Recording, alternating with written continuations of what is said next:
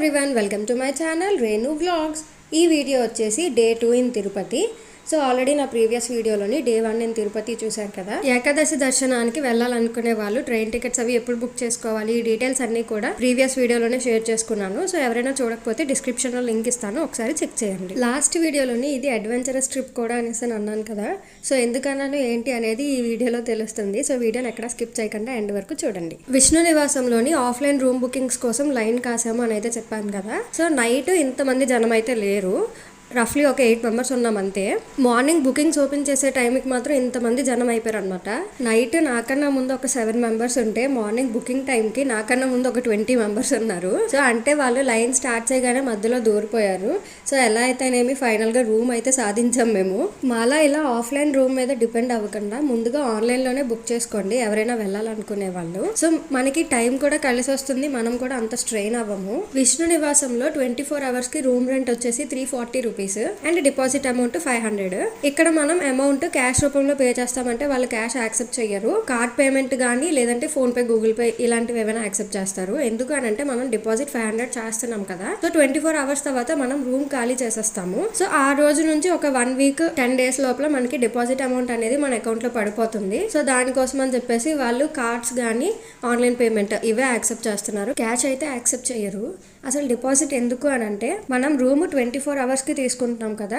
So in case ఒకవేళ extend అయితే మన డిపాజిట్ అమౌంట్లోని వాళ్ళు అమౌంట్ కట్ చేసుకొని మిగిలిన అమౌంట్ మనకి అకౌంట్లో వేస్తారనమాట. సో దానికోసమని డిపాజిట్ తీసుకుంటున్నారు. మాకు రూమ్ అలాట్ అయ్యే టైంకి మేము అందరం ఫ్రెష్ అయిపోయాము. ఇంకా రూమ్కి వచ్చేసిన తర్వాత లగేజ్ అది పెట్టేసుకొని టిఫిన్స్ చేసేసి గోవింద స్వామి టెంపుల్కి వెళ్తున్నాము.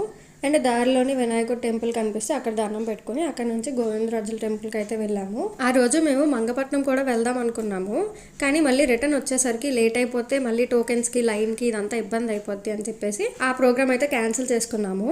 ఓన్లీ గోవింద స్వామి టెంపుల్కి వెళ్ళి అక్కడ దర్శనం చేసుకున్నాము. అక్కడే కొంతసేపు ఉన్నాము. ఇంకా భోజనం కూడా అక్కడే పెట్టేశారు. సో అక్కడే తిన్నాం అనమాట ఆ రోజు మధ్యాహ్నం లంచ్. మీరు ఎప్పుడైనా గోవింద స్వామి టెంపుల్ దగ్గర భోజనం చేశారా? చేస్తే కింద కామెంట్ సెక్షన్లో చెప్పండి. నేనైతే ఇదే ఫస్ట్ టైం అక్కడ తిన్నాను. ఇంకా భోజనం చేసేసిన తర్వాత మేము మళ్ళీ రూమ్ కి అయితే వెళ్ళిపోయాము. కొంతసేపు రెస్ట్ మోడ్ అనమాట. అందరం మంచిగా నాప్ వేసాము. మేము అందరం పడుకున్నాం కానీ మా మౌనిక మాత్రం పడుకోలేదు. మధ్యాహ్నం 3 o'clock నుంచి అదైతే చెకింగ్ స్టార్ట్ చేసింది, టోకెన్స్ కోసం లైన్ లోకి ఎవరైనా పంపిస్తున్నారేమో అని చెప్పేసి. సో ఇంకా 3:15కి అలాగే మాకు కాల్ చేసింది అనమాట.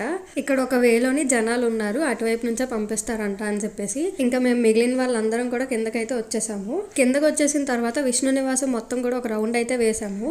అంటే ఈ వే నుంచే ఇస్తారా లేదంటే ఇంకొక వే ఉందా, డైవర్ట్ చేస్తున్నారా, ఇవన్నీ బోల్డ్ డౌట్స్ తోని మొత్తం ఒక రౌండ్ వేసాము.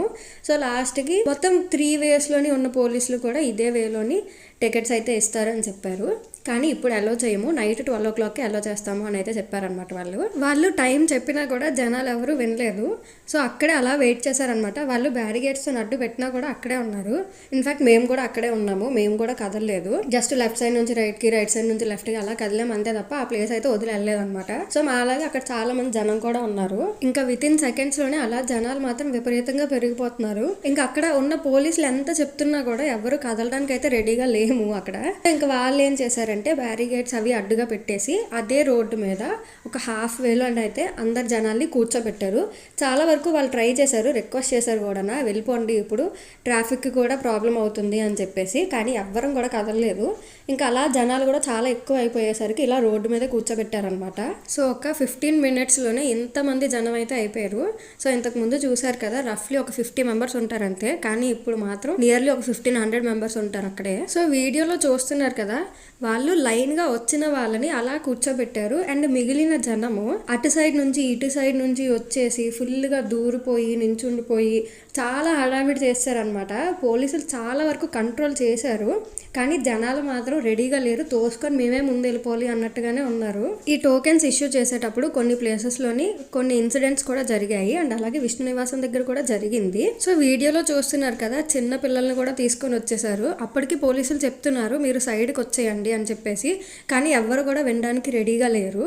అండ్ అలాగే స్టార్టింగ్లోని ఈ సైడ్స్లోని బ్యారిగేట్స్ పెట్టేసి అక్కడే పోలీసులు ఉన్నారు. సో స్టార్టింగ్లో ఏం జరిగిందంటే ముందున అక్కడ పోలీస్ ఒక ఆయన బ్యారిగేట్ జస్ట్ జరిపారు.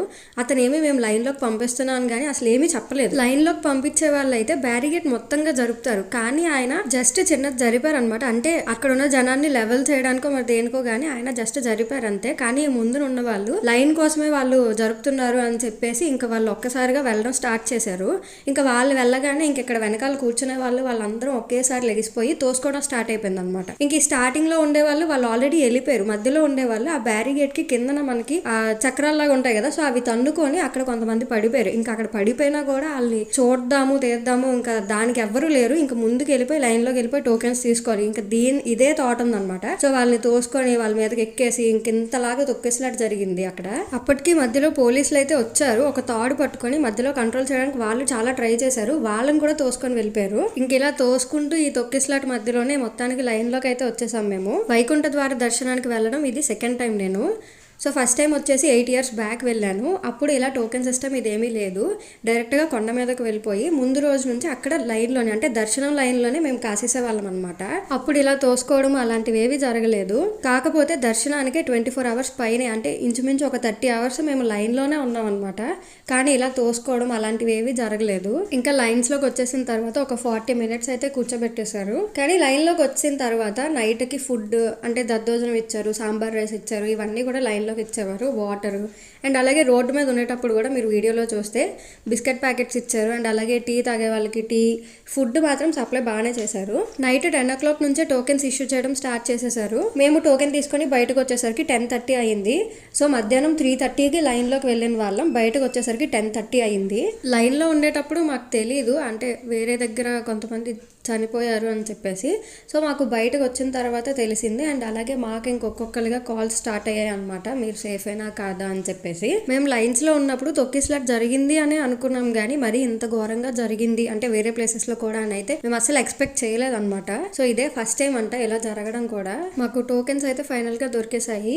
ఇంకా మేము దర్శనంకి ఎప్పుడు వెళ్ళాము, దర్శనం ఎలా జరిగింది, ఈ డీటెయిల్స్ అన్ని కూడా నెక్స్ట్ వీడియోలో షేర్ చేస్తాను. Subscribe to my channel Renu vlogs and for more updates click the bell icon.